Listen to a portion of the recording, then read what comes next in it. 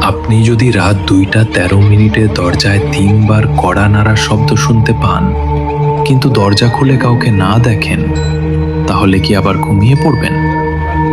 আজকের গল্পটি শুরু হচ্ছে একটি নিষিদ্ধ বইকে ঘিরে, যার শেষ পাতায় লেখা ছিল, সূর্য ডোবার পর এই বই খুলবে না। রাফি ছিল পুরনো বই সংগ্রহের নেশায় মগ্ন। একদিন সে একটি নিলাম থেকে প্রায় 200 বছরের পুরনো হাতে লেখা আরবি পাণ্ডুলিপি কিনে আনে। বইটি ছিল ধুলোয় ঢাকা, কালো চামড়ায় বাঁধানো, আর শেষ পাতায় লাল কালি দিয়ে লেখা ছিল, সূর্য ডোবার পর এই বই খুলবে না। রাফি এসব কুসংস্কার বলে হেসে উড়িয়ে দিল। সেদিন রাতেই সে বইটি খুলে বসে। ভেতরের অনেক লেখা তার বোঝার বাইরে ছিল। কিছু অদ্ভুত চিহ্ন আর অপরিচিত বাক্য দেখে সে বইটি বন্ধ করে ঘুমিয়ে পড়ে। রাত ঠিক 2টা 13 মিনিট। ঠক ঠক ঠক, দরজায় 3বার কড়া নাড়ার শব্দ। রাফি দৌড়ে দরজা খুলল। বাইরে কেউ নেই। সে ভেবেছিল হয়তো ভুল শুনেছে, কিন্তু পরদিন সকালে দরজার সামনে 3টি ভেজা পায়ের ছাপ দেখতে পেল, অথচ সারা রাত বৃষ্টি হয়নি। দ্বিতীয় রাত, আবার ঠিক 2টা 13 মিনিটে। ঠক ঠক ঠক।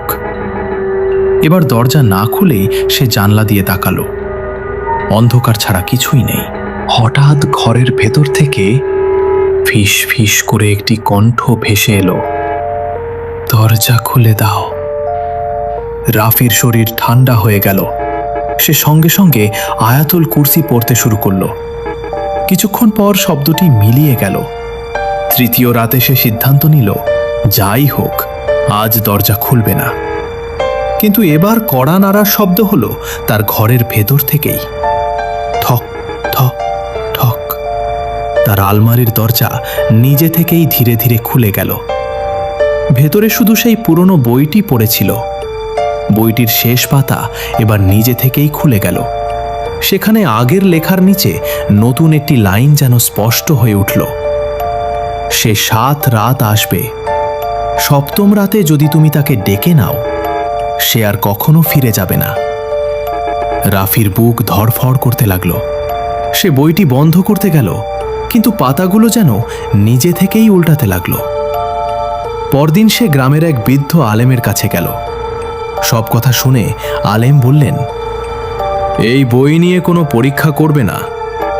অজানা জগৎ নিয়ে খেলা বিপজ্জনক। আল্লাহর কাছে আশ্রয় চাও, কুরআন তিলাওয়াত করো, আর বইটি সরিয়ে রাখো।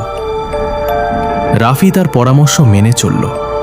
4র্থ, 5ম ও 6ষ্ঠ রাতেও একই সময়ে কড়া নাড়ার শব্দ শোনা গেল, কিন্তু সে কখনো দরজা খুলল না। অবশেষে এলো 7ম রাত, রাত 2টা 13 মিনিট। ঠক ঠক ঠক। তারপর সম্পূর্ণ নীরবতা। আর কোনো শব্দ হলো না। রাফি ধীরে ধীরে দরজা খুলল।